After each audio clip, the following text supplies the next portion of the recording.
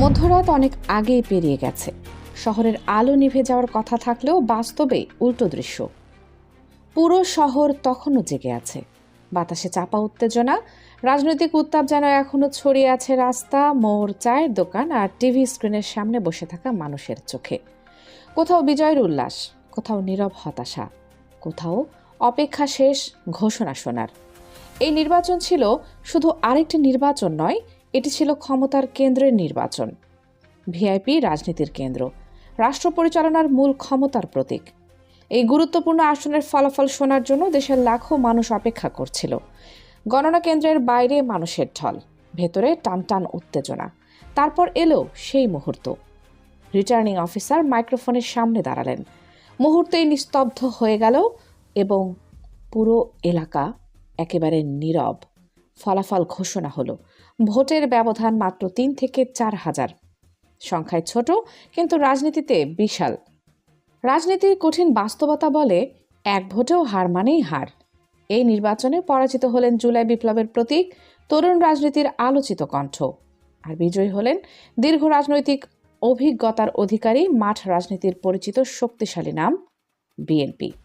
প্রথম দৃশ্য মনে হচ্ছিল অভিজ্ঞতা জিতেছে, তারুণ্য হেরেছে। রাজনৈতিক মেশিনারির কাছে বিপ্লবী আবেগ হার মেনেছে। সংবাদ মাধ্যম তখন শিরোনাম তৈরির প্রস্তুতিতে ব্যস্ত। কিন্তু ঠিক তখনই ঘটে গেল রাজনৈতিক ইতিহাসের এক অবিশ্বাস্য ঘটনা। ব্রেকিং নিউজ ছড়িয়ে পড়ল। পরাজিত হয়েও সংসদে যাচ্ছেন নাসির উদ্দিন পাটোয়ারি। এটি যেন বিদ্যুৎ চমকের মতো সংবাদ। প্রশ্ন একটাই, কিভাবে সম্ভব? এই প্রশ্নের উত্তর খুঁজতে হলে যেতে হবে নতুন রাষ্ট্র কাঠামোর গভীরে। নতুন রাজনৈতিক বাস্তবতায় প্রবেশ করেছে। দেশে চালু হয়েছে দ্বিকক্ষ বিশিষ্ট সংসদ, যেখানে থাকবে নিম্নকক্ষ ৩০০ নির্বাচিত প্রতিনিধি, সরাসরি জনগণের ভোট। উচ্চকক্ষ ১০০ সদস্য, মেধা, গবেষণা, নীতি বিশ্লেষণ ভিত্তিক রাজনৈতিক কাঠামো। এটাই বদলে দিয়েছে পুরনো রাজনীতির গেম। উচ্চকক্ষ নির্বাচনের মূল ভিত্তি জাতীয় ভোটের শতাংশ। এই ব্যবস্থার বড় সুবিধা পেয়েছে এবং তাদের জোট। ঢাকা আসনে ব্যক্তিগতভাবে হারলেও জাতীয় ভোটের হিসেবে শক্ত অবস্থান তৈরি করেছে দলটি। ফলাফল, দলের শীর্ষ নেতা হিসেবে উচ্চকক্ষে প্রবেশ নিশ্চিত হয়েছে নাসিরের। এই ঘটনা শুধু একজন ব্যক্তির সংসদে প্রবেশ নয়, এটি সিস্টেম বনাম পুরনো রাজনৈতিক সংস্কৃতির সংঘর্ষ। এটি দেখিয়েছে টাকা দিয়ে সবসময় রাজনীতি নিয়ন্ত্রণ করা যায় না। মেধা ও জনগণের সমর্থন নতুন পথ তৈরি করতে পারে। এই নির্বাচনের লড়াই ছিল স্পষ্টভাবে অসম। একদিকে দশকের অভিজ্ঞতা, বৃহৎ অর্থনৈতিক শক্তি, সংগঠিত কর্মী বাহিনী, দৃঢ় ভোট ব্যাংক। অন্যদিকে বিপ্লবী রাজনীতি, তরুণ নেতৃত্ব, পরিবর্তনের স্বপ্ন, সাংগঠনিক সমর্থন থেকে রাজনৈতিক বিশ্লেষকদের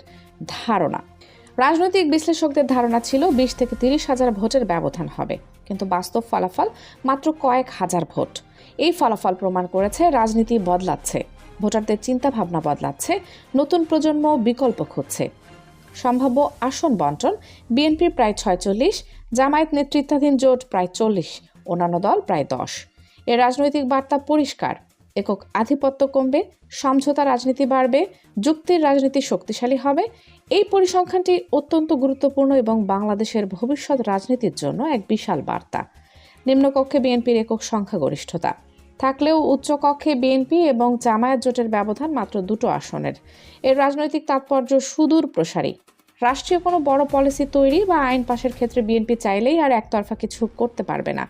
তাদের প্রতি মুহূর্তে জামায়াত জোটের ৪০ জন তুখোর মেধাবী প্রতিনিধির লজিক, ডেটা এবং যুক্তির মুখোমুখি হতে হবে। উচ্চকক্ষ হতে যাচ্ছে আক্ষরিক অর্থে হাউস অফ লর্ডস বা মেধাবীদের আখড়া। সেখানে সংখ্যার চেয়ে যুক্তির জোরটাই বেশি হবে। জামায়াত জোট থেকে উচ্চকক্ষে যারা যাচ্ছেন, তাদের নামগুলো শুনলে বোঝা যায় আগামী ৫ বছর সংসদ ভবন কতটা উত্তপ্ত, জ্ঞানগর্ভ বিতর্কের সাক্ষী হতে যাচ্ছে। নিম্নকক্ষে আলোচ্য বিষয় রাস্তা, ড্রেন, স্থানীয় উন্নয়ন। উচ্চকক্ষে রাষ্ট্রীয় নীতি, আন্তর্জাতিক সম্পর্ক, আইন বিশ্লেষণ। পুলিশ সংস্কার, প্রশাসনিক স্বচ্ছতা, গণতান্ত্রিক কাঠামো শক্তিশালী করা, রাষ্ট্র পরিচালনায় নতুন নীতিমালা। আগামী সংসদ হতে পারে তথ্যভিত্তিক বিতর্কের জায়গায় গবেষণা ভিত্তিক আইন প্রণয়ন কেন্দ্র, নীতি নির্ধারণের বুদ্ধিবৃত্তিক প্ল্যাটফর্ম। কমবে গালাগালি, বিশৃঙ্খলা, ব্যক্তিগত আক্রমণ। বাড়বে ডেটা, লজিক, গবেষণা, নীতিগত বিতর্ক। এই নির্বাচন শুধু সরকার গঠনের নির্বাচন নয়, এটি রাজনৈতিক সংস্কৃতির পরিবর্তনের সূচনা। একটি নতুন বাস্তবতা। রাজনীতি শুধু ক্ষমতা নয়, রাজনীতি হলো রাষ্ট্র নির্মাণের গল্প।